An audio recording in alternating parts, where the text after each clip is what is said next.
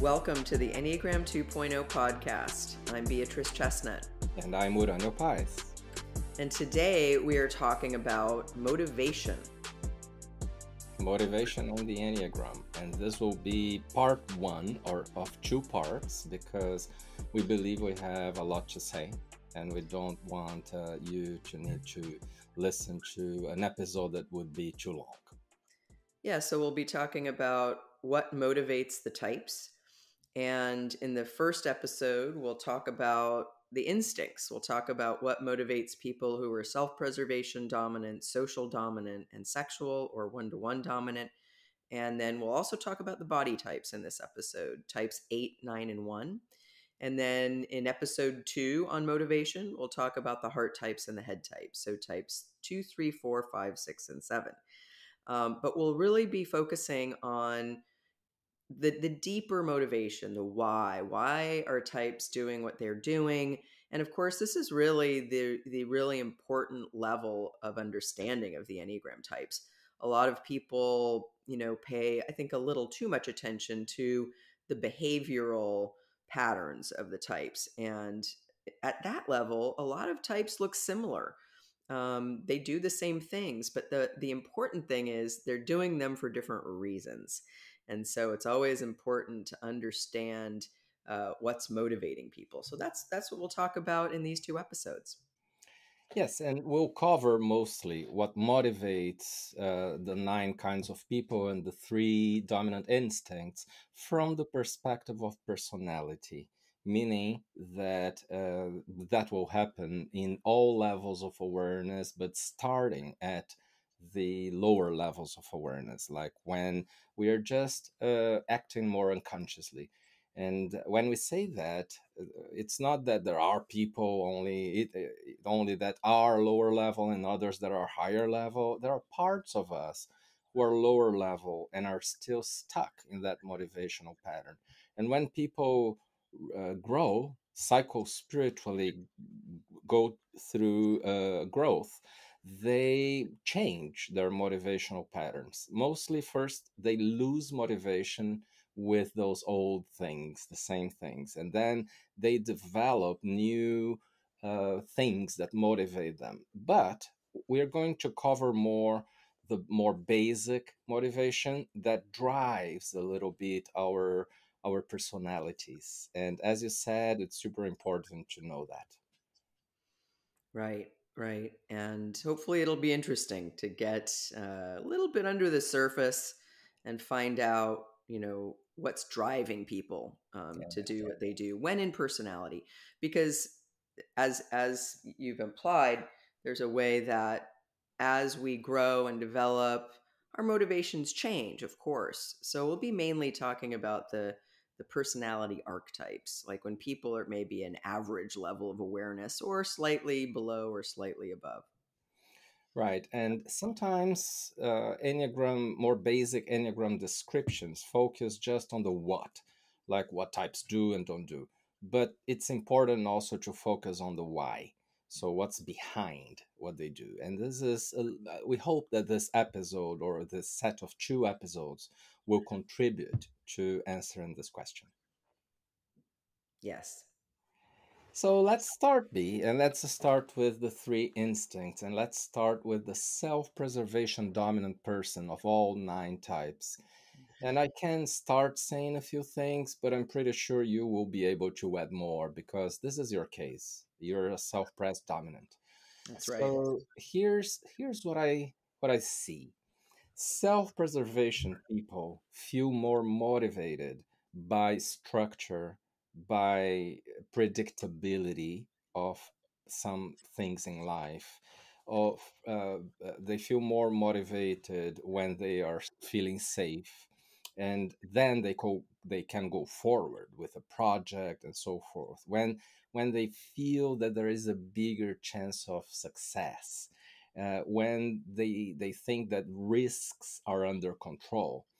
And also, there is a way that engagement with new projects happens slowly for self-press dominance, or slower than for other dominant instincts.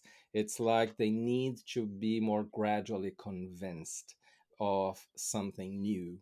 It's too scary most of the time, with differences among the nine types, but it is in general scarier for self-pressed dominance to just change everything, to revolutionize stuff, because the other name of the self-pressed instinct is conservation. If we used in English the same language that is used in the original in Spanish, that's how they call the instinct, conservación, in Spanish. And that there is this motivation that comes from staying with the structure that already exists.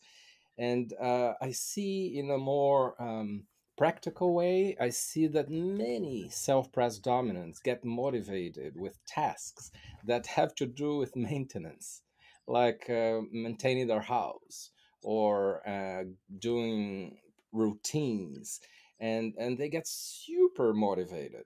I could say more and more and more, but we can discuss a little bit. What would you say about all these points and more? So I do think the self-preservation dominant, and speaking from experience, and here I'm trying to generalize to most of the nine types, but I will say a few things that I think are different. Because remember, we can't say often enough, even though we're talking about what motivates people of three dominant instincts, it's really important not to generalize to all nine. And that's why the subtypes are so important. Because when you talk about the self preservation one versus two versus four versus eight, they can be different. So some of this is generalization, and then I'll say some things that I think don't go for all types, but maybe most of them. First of all, I think fear is a big motivator for self preservation dominance. I know it's that way for me, and I've been really noticing that in myself lately. And it's really hard. There are times when I'm like, I need to get over this fear because often it's what's driving a lot of my decisions, or it's what motivates me in big ways. Is being cautious, avoiding situations that I'm afraid of.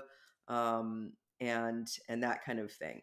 I also think along with this, caution, being careful, mitigating risk, right? So a little bit like sixes, but not as good as sixes. I notice I'm like calculating what's less risky or more risky, and why would I do something that seems really risky, where the chance of getting the outcome I want isn't high. Like, to me, that I do not feel motivated to do something that's risky. Not I don't feel motivated to do things for, and this is a self-preservation dominant, because they're exciting, for instance. Now, I think that's something I should change about myself. I actually think it would be better to sometimes be motivated by excitement. But I think it feels like there may be too big a cost, like riding a roller coaster, or doing a dangerous sport. Like, to me, that I'm not motivated to do that at all, because the excitement factor doesn't interest me as much as safety. So I think maintaining safety is another thing that's connected to this.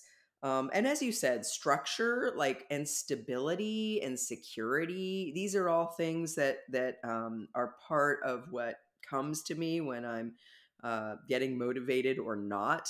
And also, I would add a couple things, and I would say, I wouldn't say this is true for all nine types, but for many types, I would say comfort is also part of the picture.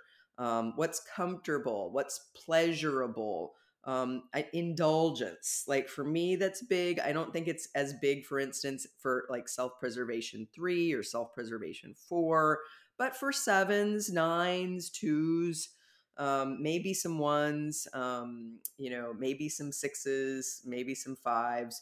I think there's a sense of wanting also to create order.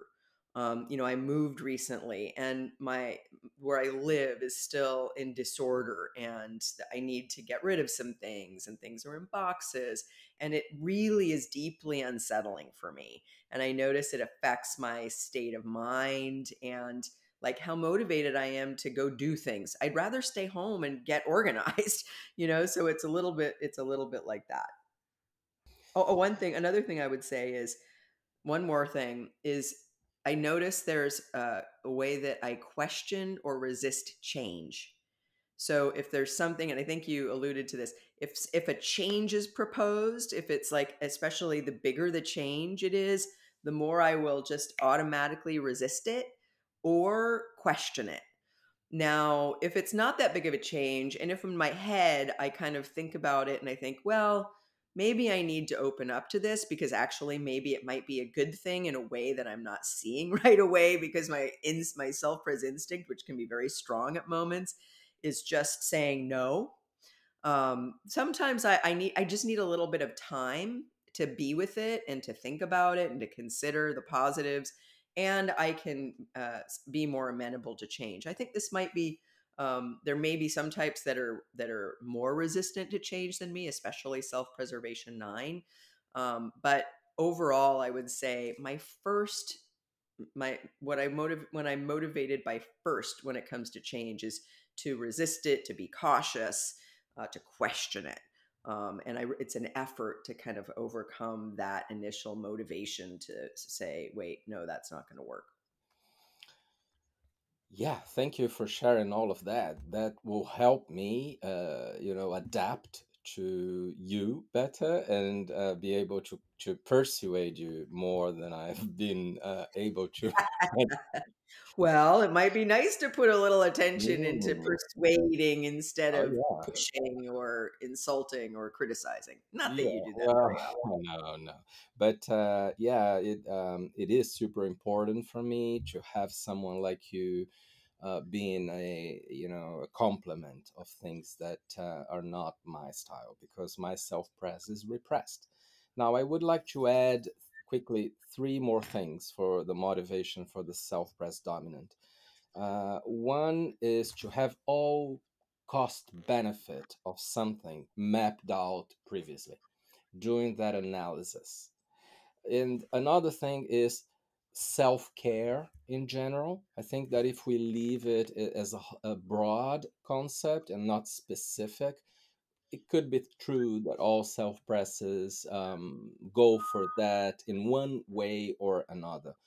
And then finally, well being.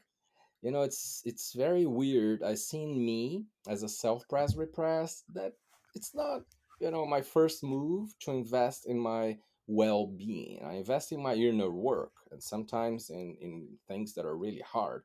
But no, I have a blind spot to just do things that will make me feel better right away. So I think that well-being is a big motivator for self-presses. Should Yeah. we go on and talk about socials? Yeah. Should I start or do you want to start? You can start since you're a social dominant. Okay. So, purpose, vision, mission, causes, higher perspectives, the collective. So, I want to say one thing here. I'm pretty sure that Maslow was a self pressed dominant with social repressed. Now you have to explain who Maslow is because some people may not know who you're talking about. Yeah, you self preservation can do that for me in a second. And just want to say he was a self pressed dominant and social repressed because he said that these things that I'm mentioning as my main motivational drives as a social would come only after several other ones. And the first ones would be the ones we've just said for self pressed dominance. But anyway, who's Maslow be? Maslow is a psychologist, and way back, I think it was in the 70s, he created this pyramid of needs. And so he was, and it's interesting because until you doubted him, I sort of thought it was sort of fact.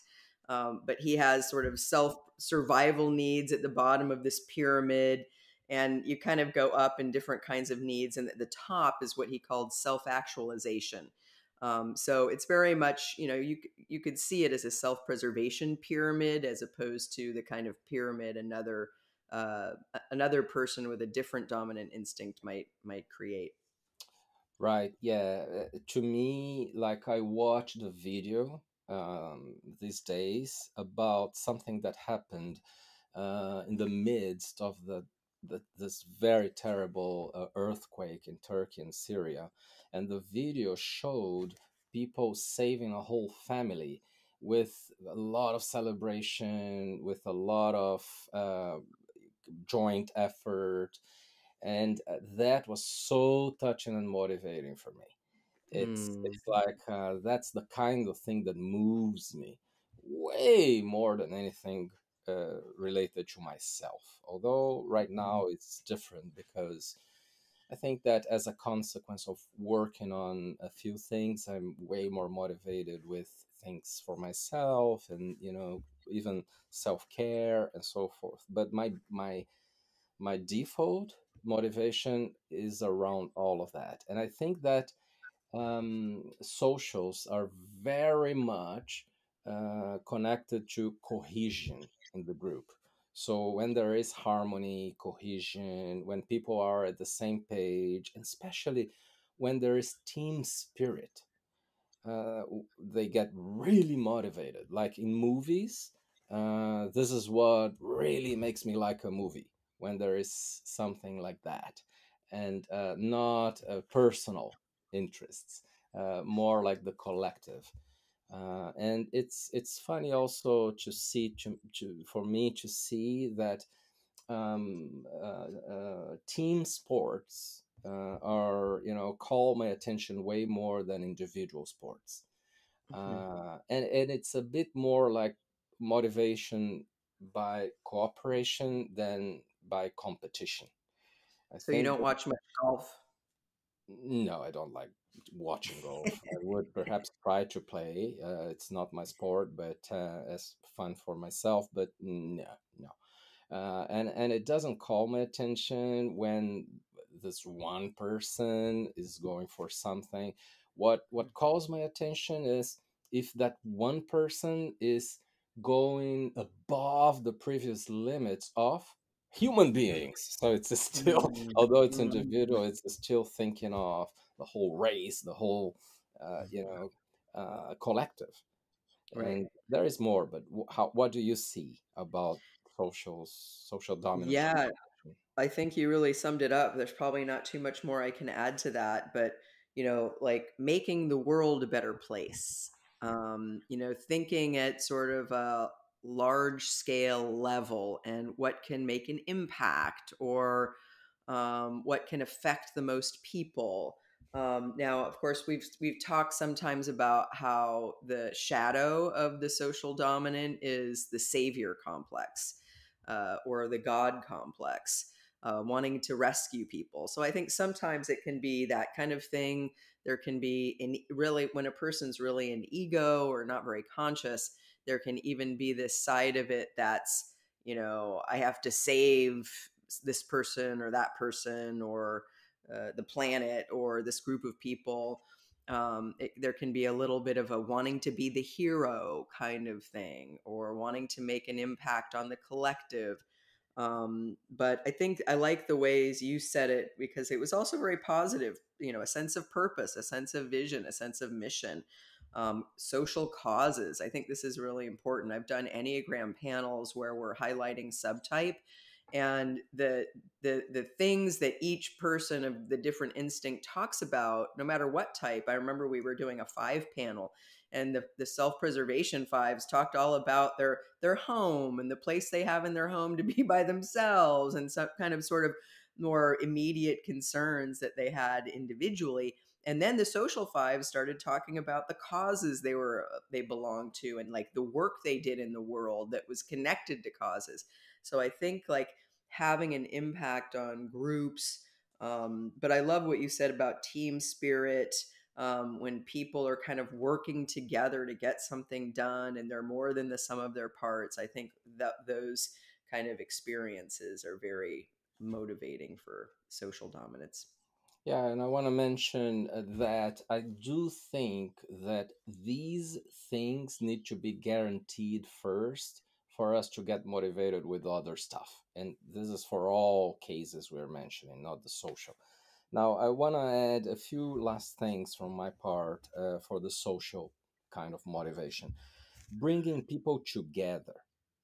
Like, Hmm. it's also extremely motivating, even for me as a five, to build connections.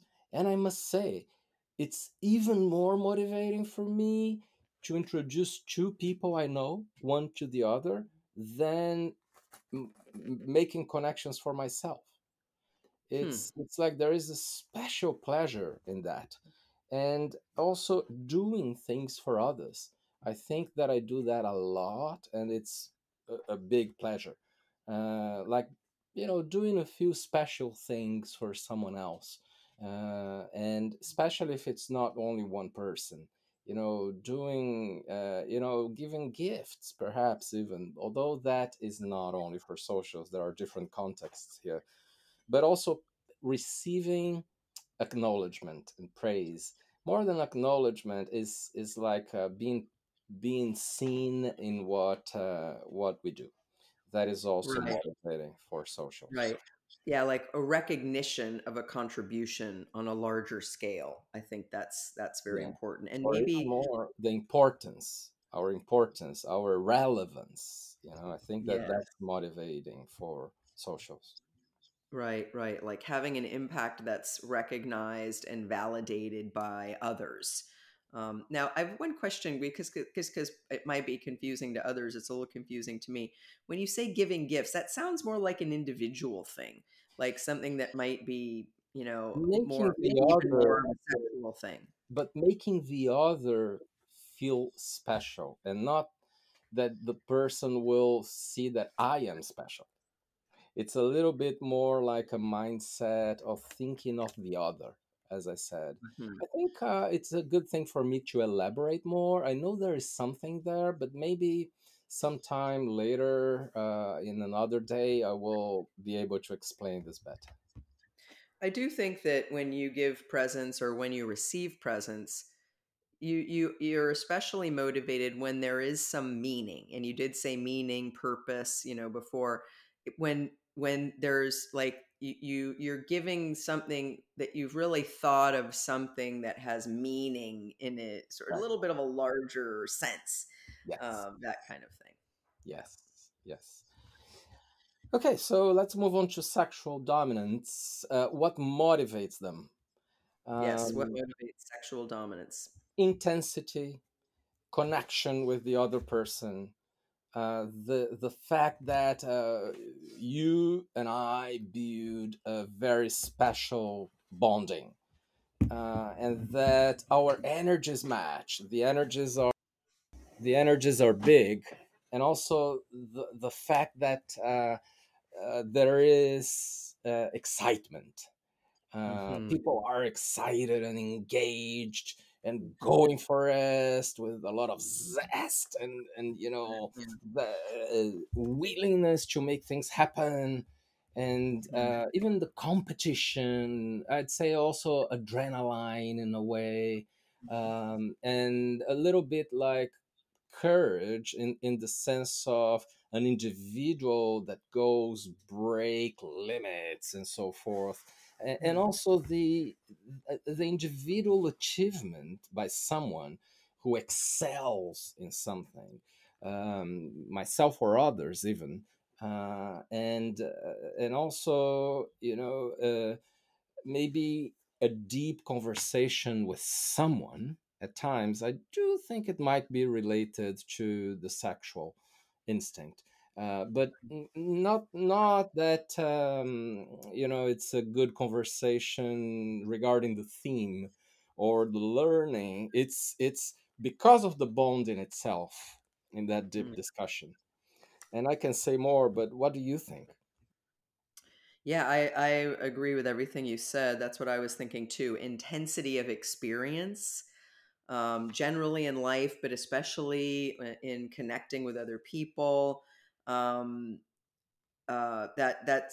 sense of getting an adrenaline rush. I think that's very sexual dominant.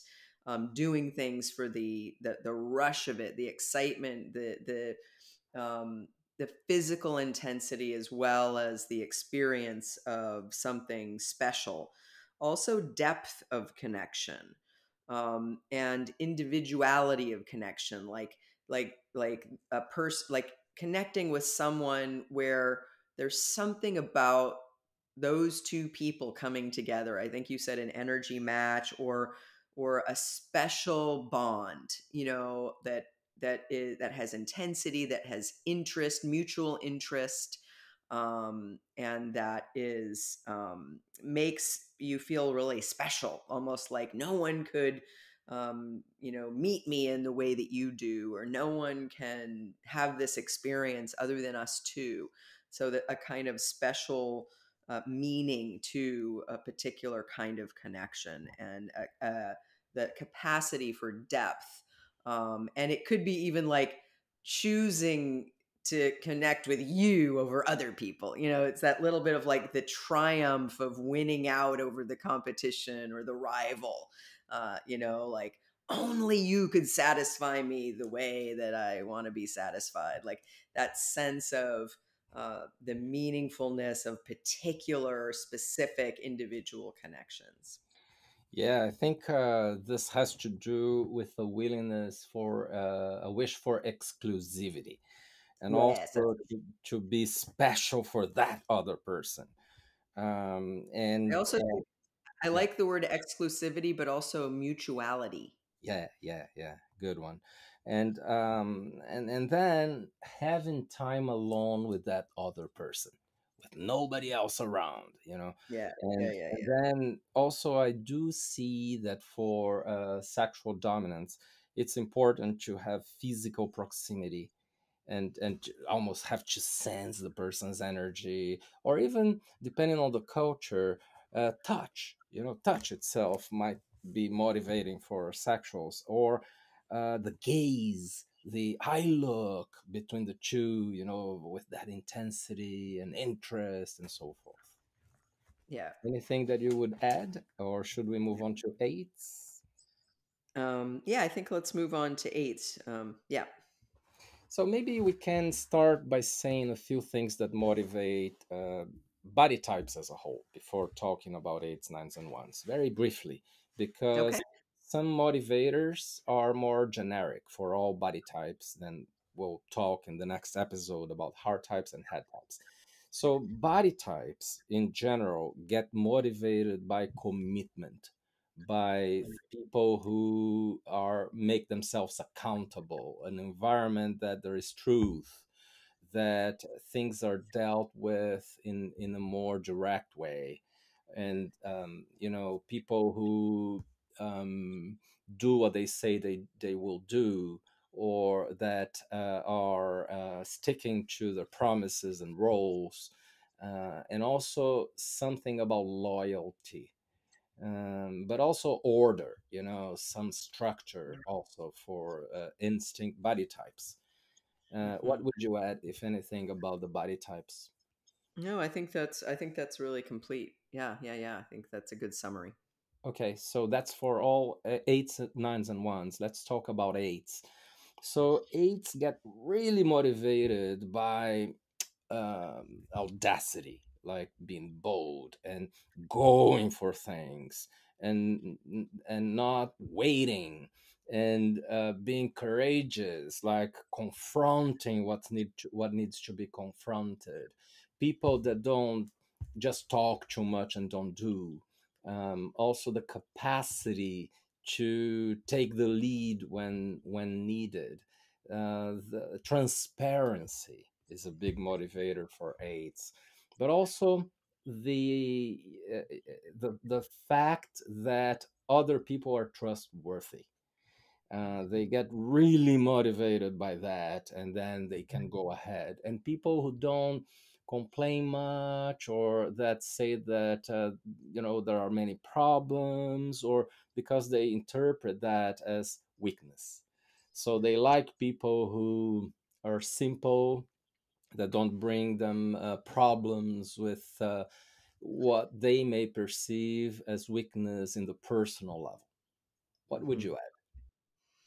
Yeah, I would say having an impact, moving things forward in the way they think they should be moved forward, like forward momentum, taking action. I think eights are very motivated by when they see the path forward and they're able to go on that path as quickly and decisively as possible, making quick decisions. Um, I think, I also think they're motivated by challenge, like meeting a challenge, doing the work it takes, or, you know, making things happen in a way that is sort of rising to a challenge that's in front of them. I think those things are very motivating. And I think depending on the subtype, it can vary a little bit. You know, I think social eights, for instance, may be more motivated by protecting others or supporting others or helping other people. Self-preservation eights may be more motivated by, you know, getting needs met, or, you know, finding a sense of security through getting something they need. Sexuals may be more motivated by attracting attention and feeling a sense of power and having an impact or doing something. But generally, I think eights um, like to sort of feel their energy and their strength um, deployed in a way that has some sort of positive impact or moves the needle forward in a big way, or makes things happen in a way that satisfies this sense of what they think should happen or how they think things should move. Right. And I would add, they get especially motivated when there is something hidden and they need to understand what that is and restitute the truth and make justice, out of that. But also, I do see lots of eights being motivated by solving problems, solving issues, and Yeah, yeah. solving them quickly without waiting or procrastination, and just to go against some wrong concepts that some people have about AIDS. I also think that they are super moved and motivated by unity. When there is harmony in the environment, when people are not in conflict because everybody's doing what needs to be done, they don't mind conflict. But if you talk to many eights, they will say, I don't like it. I want the conflict to be solved. And this is why I confront and I bring things to the table. And but unity, a little more like in the sense of everybody's doing what they need. And if there is a problem, we will be true with each other. Mhm. So people who are in charge and people who are courageous to confront what comes. Right, right. Yeah. Yeah. One thing I didn't say, but you said that I want to emphasize is justice and fairness, and sort of bringing that about in when they see instances that of unfairness or injustice, and making sure something happens that they think should happen. And sometimes that's a need to it's a motivated by feeling a sense of power or control, but sometimes it can be righting a wrong, or like you said, solving a problem. And I totally agree with you. I do not think that eights are motivated by conflict or to create conflicts.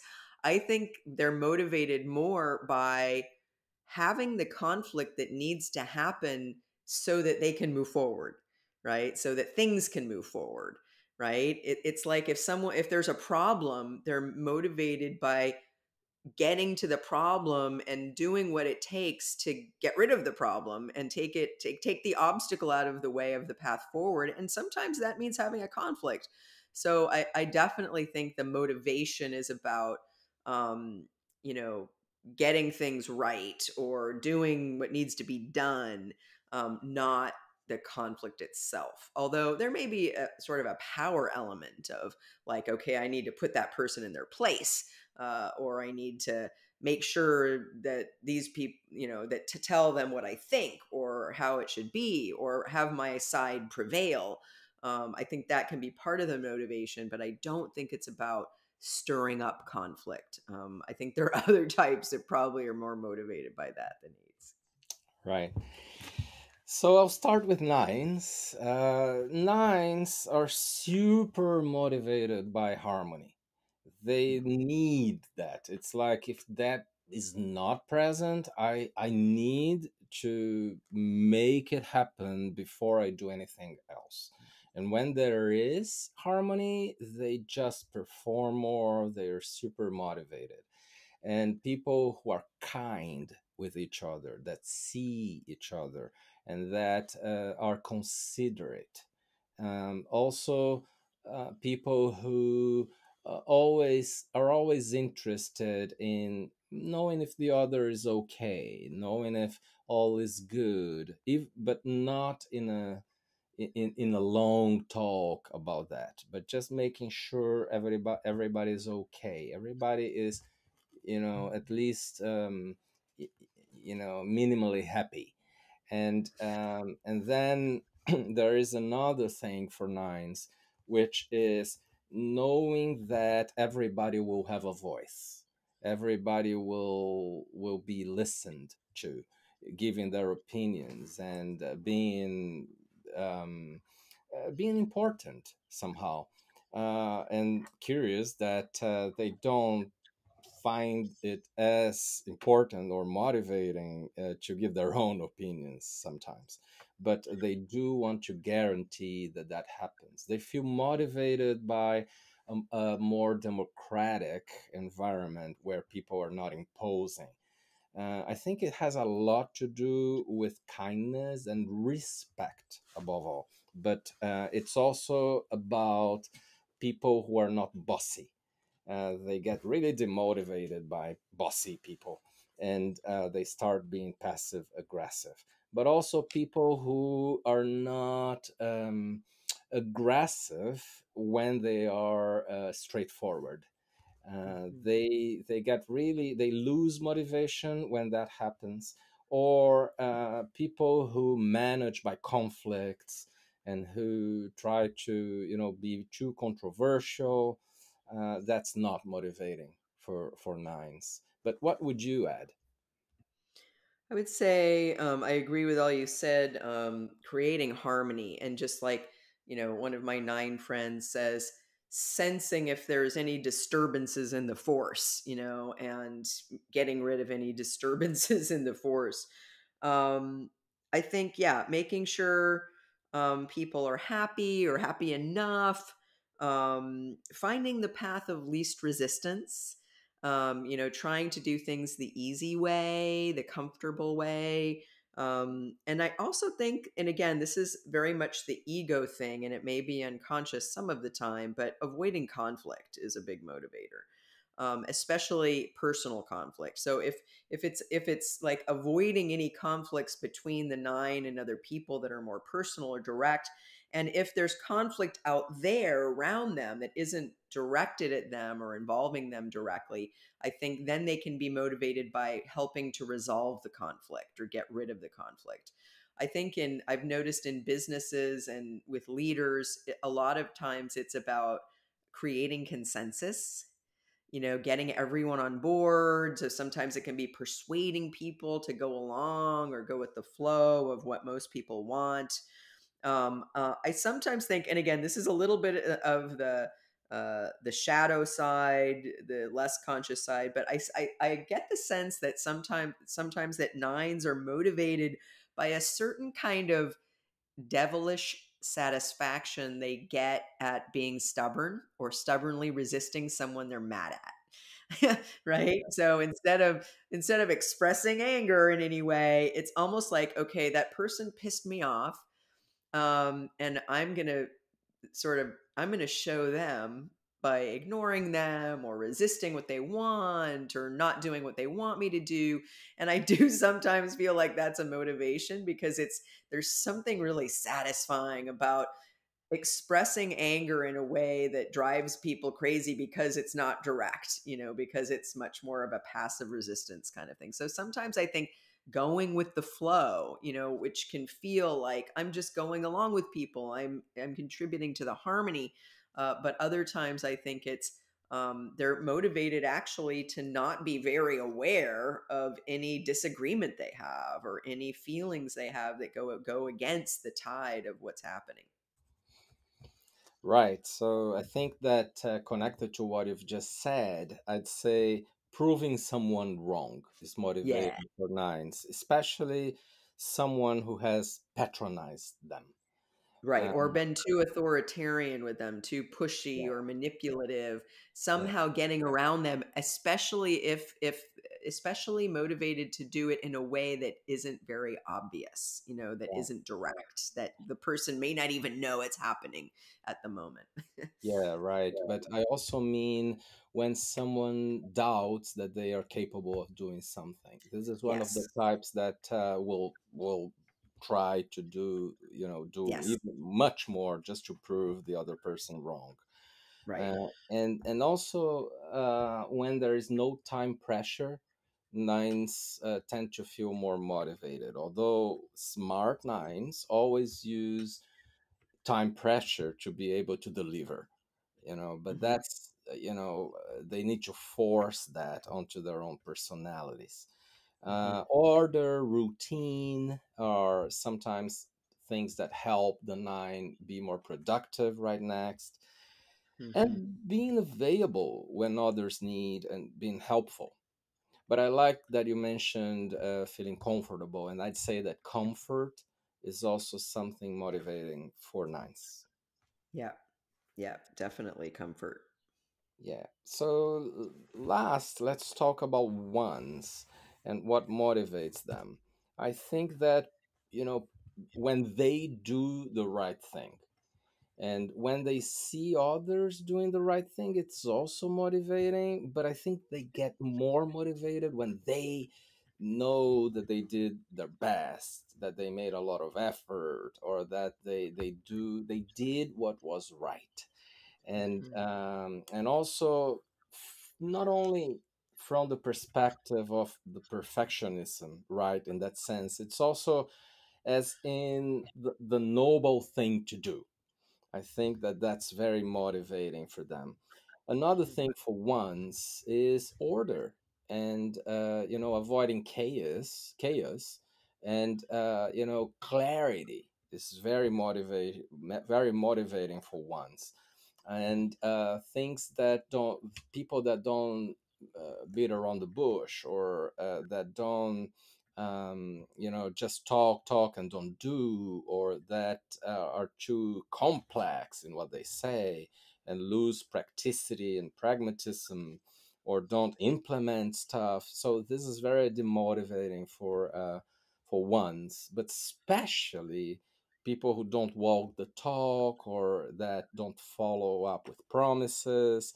And But I think that what really motivates ones is a good job, a good job done, accomplished in a way that it's not only about the delivery, it's about that satisfaction that this job had quality. But what would Mhm. you add? Yeah, I definitely say quality for sure. Um, and that sense of like working to make something perfect. Like, I think ones get a huge satisfaction if they can do something in a way that it ends up, they end up making something exactly the way they imagined it in its ideal state. So I have a friend who's a one, and he'll often say, like, oh, trying to make it more perfect, trying to have it achieve that vision they have in their mind of what perfect looks like, trying to make it that way. And because there's this huge rush of satisfaction, I think, that comes for ones when they achieve what they wanted to achieve in terms of the high quality outcome. Of course, that doesn't happen all the time. It can be rare sometimes when it gets just right. But yeah, making things better, making things right, correcting errors in things, improving anything. They always see how it could be better or more improved. And when they take action to make it that way and they achieve that, I think that's one of the most central motivators. I think in general, kind of making the world a better place, like making a contribution that has a positive impact on their life, on other people's lives, on society.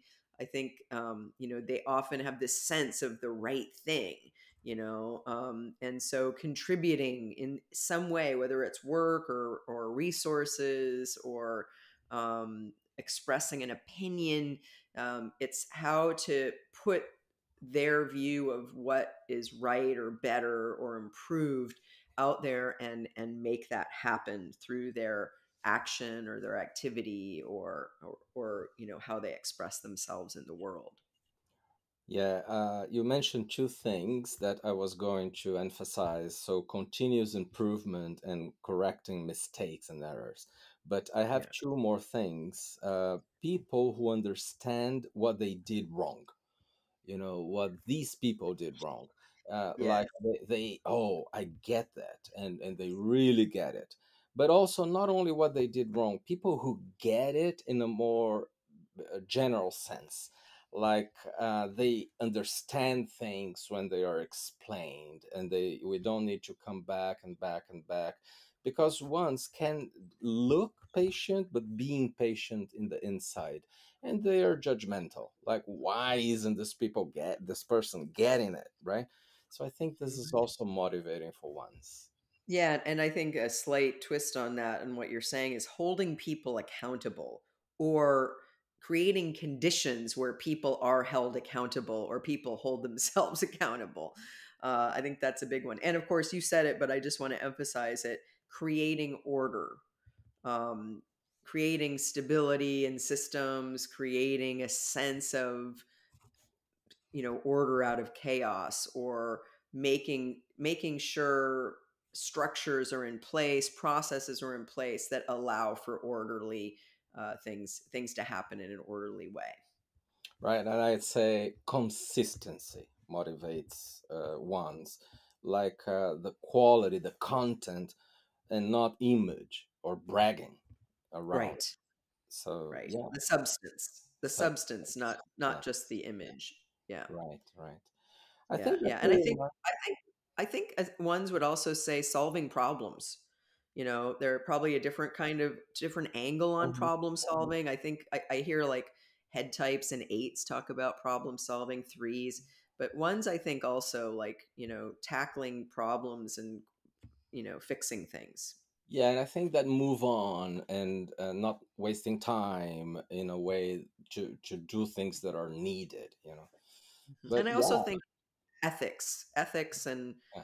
um, most, not all ones say they follow the rules. Sometimes they say they evaluate a rule or they follow their own rules. But I think being ethical, reliable, supporting the social compact in terms of correct behavior that allows people to get along better and live together in more harmony. Good, B. So I think that makes it for part one. On part two, next in 2 weeks' time, we'll talk about heart types and head types in and motivational patterns. So that does it for this conversation, and that means it's time for our top five. So let's move on to that. Yeah, and what's our top five today, B? Today, our top five is the top five most self-motivated types. Types that don't need any much outside them to motivate them, but get a lot motivated from inside. Right, right. This is a good topic. So my number five is nine. I Mm. think that nines don't need external, push to feel motivated to do things. They find it usually in the inside, unless that's something for themselves. But Mhm. it's like they don't need other people to uh, sort of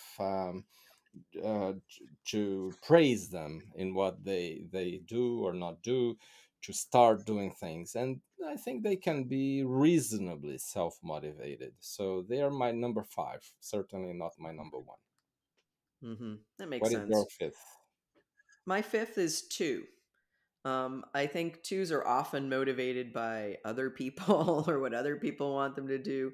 But I also think that twos can be pretty active and driven. I think sometimes twos that are very driven and self motivated get called threes when they're actually twos. So I think twos, and I know it for me that's that way. Like we see things that need to be done. Like to stay active and like the feeling of doing things.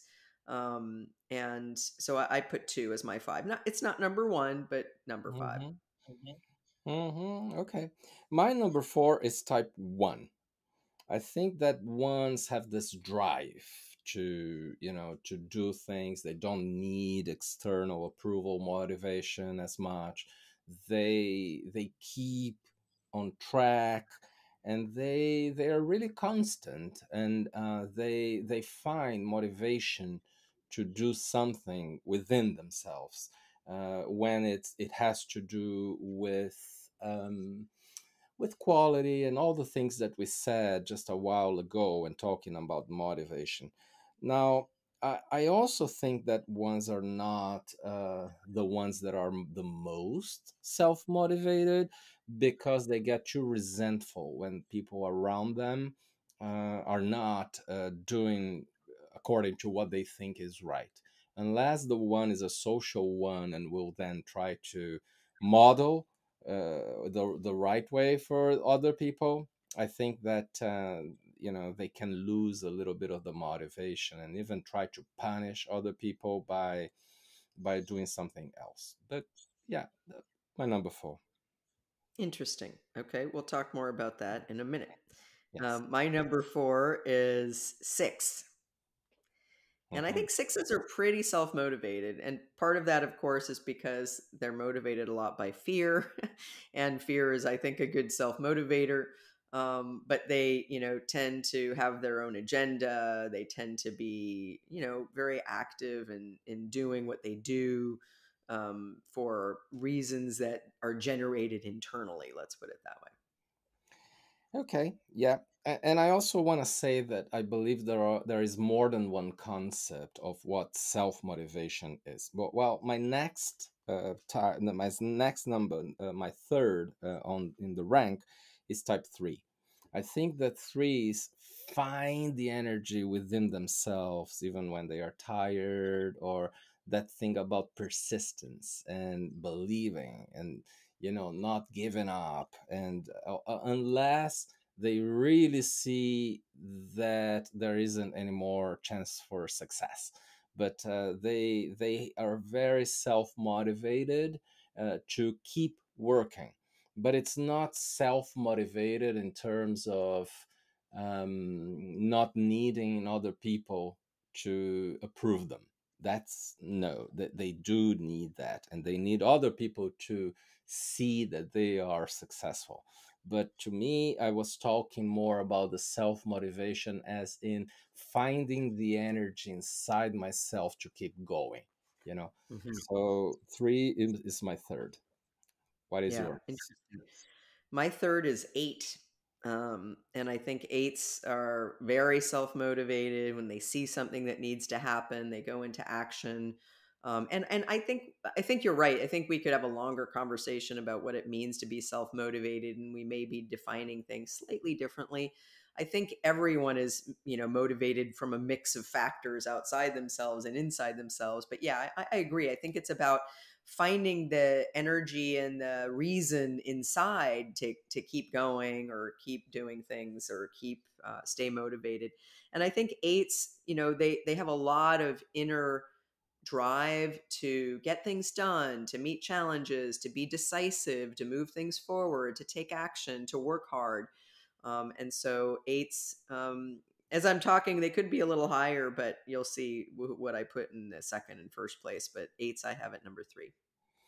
Yeah, I totally agree, and this is why eight is in my second place. And I Mhm. think they are also stubborn in making things happen, especially if other people don't believe that, and they try to move people forward so that they believe in that too, and just like never ever give up, or go ahead. And you know very much that I like football or soccer, as you guys say in the U.S.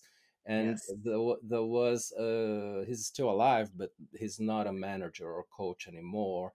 Alex Ferguson, one of the most famous coaches for Manchester United many years ago. I see him as an eight, probably even self-press eight, and he would talk all the time about self motivation and how he admired very few players that had played for him because those were self motivated. And he talked a lot, and he gave lectures, speeches about that. And I think he was actually describing who eights are. He was willing to see more eights around him. And I think that for all these reasons, eights are my second. Mm. What is your second? My second is three. And for the reasons you said, plus I think threes just try to stop them from doing something. I think they find a lot of motivation to keep going, to get things done, to move forward, to work, to be on top of things. I just think there's so much drive inside them to keep going, and so much inner motivation that although of course part of what motivates a three in a larger sense is having an image that pleases the outside world. I think one of the main strategy they use to get there is accomplishing things, and that it's even hard to stop them from being self-motivated, that they're so self-motivated. So I have threes in my second spot. Hmm. My first is seven. I see sevens as uh, becoming motivated even with things that are boring for them because of reframing and rationalization. I think that feeling motivated is such a central thing for sevens, like feeling happy with what I'm doing, finding pleasure, and but more than that, feeling some adrenaline with what I'm doing, like enthusiasm, excitement, and that has to do with motivation. And sevens don't can't bear seeing people who are not motivated. They ask themselves what's happening with this person that they can't stand up and go do and feel like I feel, positive. And then I also think that they don't depend on other people to feel like that. It's an inner evaluation of what they like, and because they always go for what they like, and they make sure that they have leisure, or that they find pleasure at work or in what they need to do. I think they are always being not only positive but motivated with what they do. So this is my number one, and I've just before we had this recording for the podcast, I was just talking with a business leader who's a seven, and she used also the expression self motivation like many times during my talk with her, and I've seen that from many sevens in my life. Yeah, you've definitely convinced me I should have had seven in my top five, which I didn't, which is interesting. But I do think that sevens put the self in self motivation, right? So from that point of view, I especially agree with you. Yeah, I guess I was thinking like, when I've heard sevens, there are certain things they really don't want to do. So I haven't really seen them be self motivated, for instance, to get through a tedious task Yeah, or something they think is boring. I see them lose all motivation when that happens. But no, I but hear yeah, I you. think you've I think you've convinced me. So I think there's just, I agree that they're very good at motivating themselves by like, creating a positive vision of what they want to do or achieve. But yeah, for some reason, I didn't put them in my top five, but I agree. You make good points. In my number one slot, I have one, type one. And Yes. this is because I just think they are so driven by their image of quality or making things better or perfect that it's a very strong drive. I've also, what came to my mind is ones are the only people I know who, like, whether it's in school for assignments or work product, they sometimes get things done early, right? Right? Like that would never happen to me. Like in fact, I'm starting to realize that my too bias of my own self-interest put me in the top 5 and I would take myself out. I would Yeah. maybe 2 should be because I can be self-motivated, but sometimes I can lose all motivation. Whereas I think ones, it's almost like they don't let themselves not be self-motivated, even though I think it requires a big effort. And I guess I don't see, I mean, I think you made a good point, but I don't see them losing self-motivation by being resentful of others. I do see them judging others or thinking other people aren't as self-motivated as they are, and wishing they were, but I don't see their resentment or slowing them down, or making them lose their self-motivation. But I'm sure in some circumstances that probably happens, but I didn't consider that in my ranking. So that does it for our top 5 and this episode. We want to thank you for joining us and listening to our Enneagram 2.0 podcast. Please join us again next time when we talk about, once again, all things Enneagram.